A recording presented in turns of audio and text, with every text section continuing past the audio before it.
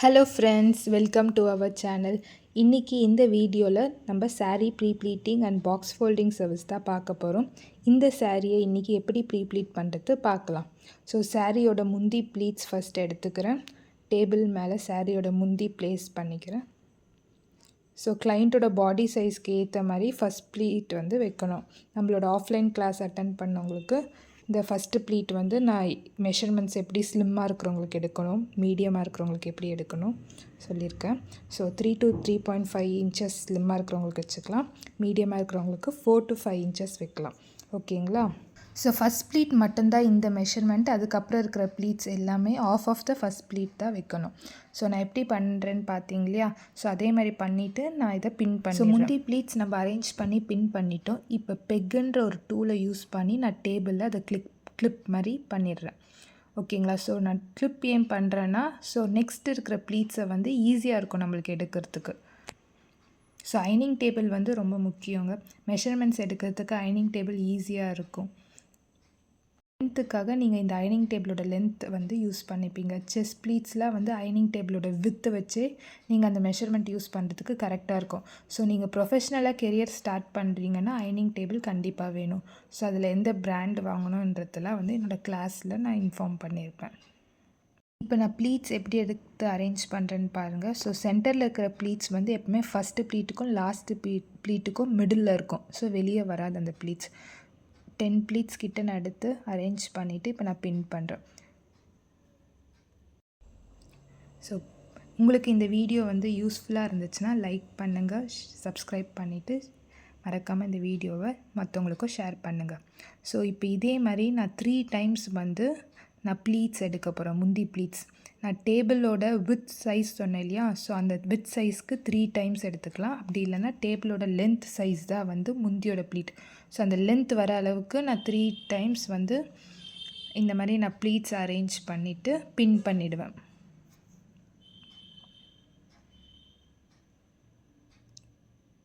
Short pleats ஆகட்டும், medium pleat ஆகட்டும், இது வந்து ஃபஸ்ட் ப்ளீட் மட்டும்தான் வேரியேஷன் ஆகும்.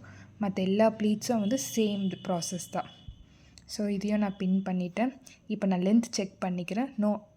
2 times தான் நான் பண்ணியிருக்கேன். ஸோ இன்னும் லென்த் செக் பண்ணால் இன்னும் ஒரு பார்ட் பண்ணணும். ஸோ அந்த பார்ட்டும் பண்ணிவிட்டு நான் அதையும் பின் பண்ணிடுறேன்.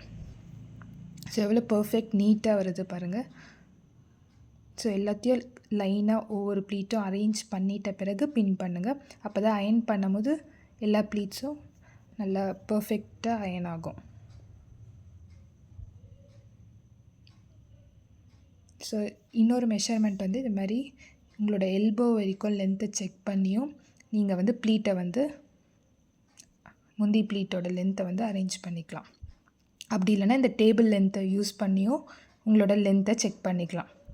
இது என்னென்னா நம்ம ஷோல்டர் லெவல்லேருந்து நீயோட பிலோ வரைக்கும் வர சைஸ் தான். இப்போ என்னோடய சாரியில் வந்து எம்ப்ராய்டரி ஒர்க் இருக்குது, அதாவது ஸ்டோன் ஒர்க்ஸ் இருக்குது. ஸோ ஸ்டோன் ஒர்க் இருக்கிறனால நான் வந்து இந்த நெட் கிளாத் யூஸ் பண்ணி முந்தியோட பார்டர் வந்து அயன் பண்ணுறதுனால முந்தியில் வந்து ஸ்டோன் எம்ப்ராய்டரி ஒர்க் இருந்தால் இந்த மாதிரி அயன் ப்ரொடெக்ஷன் மேட் வந்து யூஸ் பண்ணலாம். ஸோ உங்ககிட்ட இந்த அயன் ப்ரொடெக்ஷன் மேட் இல்லைன்னா என்ன பண்ணலான்னா காட்டன் கிளாத் வந்து மேலே அயன் பண்ணுறதுக்கு முன்னாடி கிளாத் மேலே போட்டுட்டு அது மேலே அயன் பண்ணலாம். ஸோ சில்க் சாரீனா சில்க் சாரீக்கு ஏற்ற மாதிரி என்னோடய அயன் பாக்ஸில் நான் செட் பண்ணிவிட்டு தான் அயன் பண்ணுவேன். ஓகேங்களா? ஸோ டெம்பரேச்சர் எப்போவுமே மோஸ்ட்டாக நம்ம வந்து வேரியேஷன் சேஞ்ச் பண்ணிக்கணும் கிளாத் டெக்ஸ்டருக்கு ஏற்ற மாதிரி.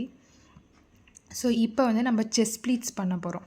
ஸோ செஸ்ட் ப்ளீட்ஸ் வந்து அழகாக நான் அந்த முந்தியோட பின்னை வந்து என்னோடய பெக்குன்ற டூல் யூஸ் பண்ணி அதை அந்த பின் பண்ணிவிட்டு அதுக்கப்புறம் செஸ்ட் ப்ளீட்ஸ் வந்து அப்படியே நம்ம வந்து ஒவ்வொரு ப்ளீட்டையும் அரேஞ்ச் பண்ணுறோம். நான் எப்படி பண்ணுறேன்னு அதே மாதிரி பாருங்கள். ஸோ நான் வந்து இன்ச்சஸ் 1.5 inches கேப் வந்து ஒவ்வொரு ப்ளீட்டுக்கும் வைக்கணும். ஸோ என்னோடய இண்டெக்ஸ் ஃபிங்கரில் வந்து 1 inch, 2 inch, 3 inch இருக்கும். ஸோ அதில் 1.5 inches எடுத்து ஒவ்வொரு ப்ளீட்டுக்கு பிட்வீன் அந்த வித் ஆஃப் கேப் வந்து நான் வைக்கிறேன். செஸ்ட் ப்ளீட்ஸ்க்கு நான் டோட்டலாக 10 ப்ளீட்ஸ் எடுத்திருக்கேன் முந்தியில். ஸோ அந்த 10 ப்ளீட்ஸையும் நம்ம அழகாக அரேஞ்ச் பண்ணலாம். 1.5 inch கேப் வச்சு ஒவ்வொரு ப்ளீட்டும் அரேஞ்ச் பண்ணுறேன். ஸோ நீங்கள் வீடியோ கிளியராக பார்த்தாவே தெரியும். அரேஞ்ச் பண்ணிவிட்டு எனக்கு வந்து இந்த பார்டரில் தான் வந்து இந்த ஸ்டோன் ஒர்க் இருக்குது. ஸோ அந்த இடத்துல மட்டும் நான் வந்து ப்ரொடெக்ஷன் மேட் யூஸ் பண்ணி அயன் பண்ணுவேன். மற்ற இடத்துல கூட நீங்கள் நார்மல் அயர்ன் பண்ணிக்கலாம். அதேமாதிரி அந்த வித் ஆஃப் த சைஸ் வந்து என்னோடய எல்போ வரைக்கும் இருக்கணும்.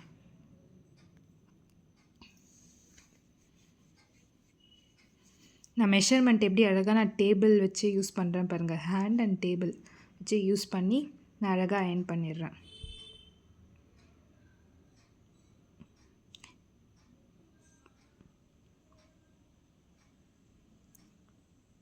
ஸோ நான் ஸ்டீம் அயர்ன் பாக்ஸ் யூஸ் பண்ணுறதுனால அயர்ன் ப்ளீட்ஸ் வந்து நல்லா பெஸ்ட்டாக இருக்கும். ஸோ அதே மாதிரி இப்போ என்ன பண்ணுறேன், இந்த ப்ளீட்ஸ் அயர்ன் பண்ணதை மூவ் பண்ணிவிட்டு இப்போ நெக்ஸ்ட்டு ப்ளீட்ஸ் வந்து அரேஞ்ச் பண்ணுறோம். செஸ்ட் ப்ளீட்ஸ்க்கு வர next set of pleats. So இதுவும் டேபிளோட அதே வித் சைஸ் தான். அந்த கார்னர் டு இந்த கார்னர் பார்க்கலாம். அதே சைஸ் டேபிளோட வித் எடுத்துக்கிறோம்.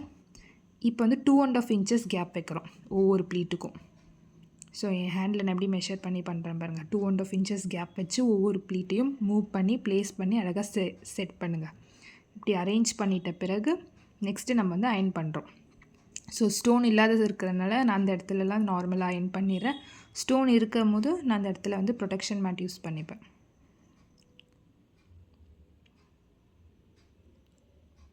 ஸோ இது ப்ரெஸ்டாக இருக்கும் நல்லா அயர்ன் பண்ணும்போது. இதில் ஸ்டீம் ஆப்ஷன் இருக்கிறதுனால நான் ஸ்டீம் ப்ரெஸ் பண்ணிவிட்டு அயர்ன் பண்ணும்போது நல்ல ப்ளீட்ஸ் வந்து பர்ஃபெக்டாக இருக்கும். அதே மாதிரி நிறைய பேர் என்ன பிராண்ட் கேட்டிருந்தீங்க இல்லையா. நான் யூஸ் பண்ணுறது வந்து ஃபிலிப்ஸ் அயர்ன் பாக்ஸ். அமேசானில் தான் வாங்கியிருந்தேன்.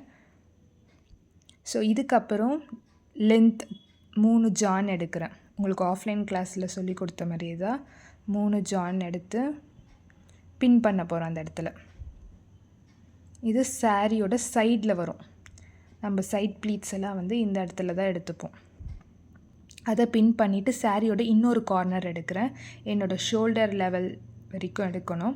ஷோல்டர் லெவல் வரைக்கும் எடுத்துகிட்டு அங்கேருந்து 1 ஜான். இந்த மெஷர்மெண்ட்டும் உங்களுக்கு கிளாஸில் இன்ஃபார்ம் பண்ணியிருப்பேன். மீடியமாக இருக்கிறவங்களுக்கு 1 ஜான் விடலாம். கொஞ்சம் ஃபேட்டாக இருக்கிறவங்களுக்கு 2 ஜான் கூட விட்டுக்கலாம். ஸோ இங்கேருந்து 2 பின் ப்ளேஸ் பண்ணியிருக்கோம். அந்த 2 ப்ளீட்ஸ்க்கும் நடுவில் நம்ம வந்து சென்டர் ப்ளீட்ஸ் எடுக்க போகிறோம், கொசவம் ப்ளீட்ஸ். ஸோ இது ரொம்ப ஈஸி. நான் இங்கே ஸ்டார்ட் பண்ணியிருக்கேன் பாருங்கள். சாரியோட உள் சுற்று பக்கம் பின் பண்ணியிருப்போம் இல்லையா, அங்கேருந்து தான் எப்போவுமே ப்ளீட் எடுக்க ஸ்டார்ட் பண்ணணும்.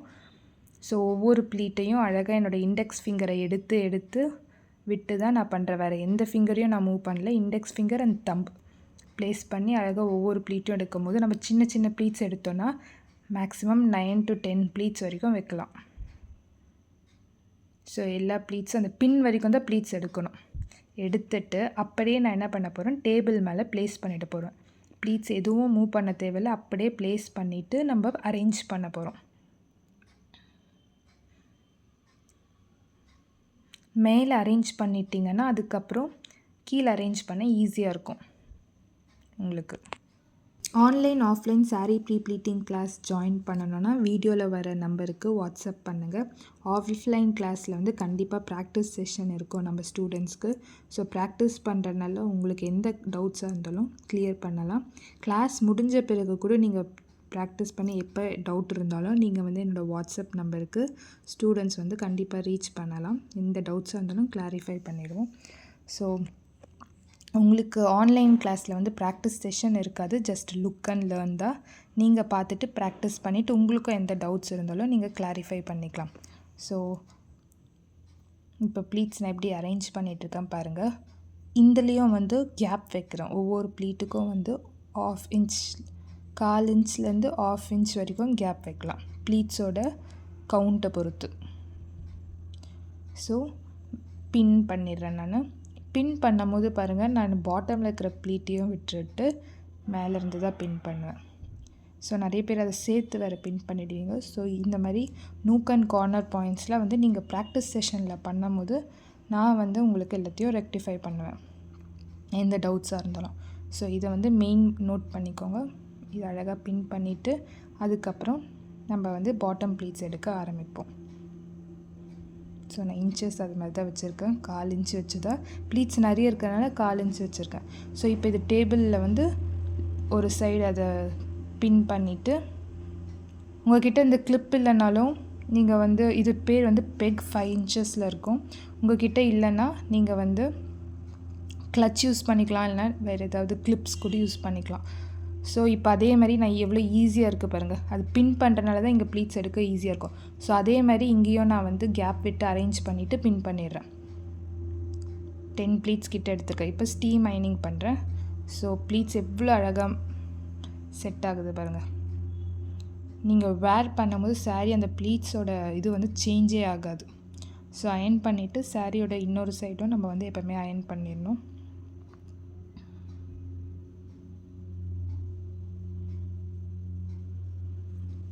ஸோ இப்போ பாக்ஸ் ஃபோல்டிங் எப்படி பண்ணுறது பார்க்கலாம்.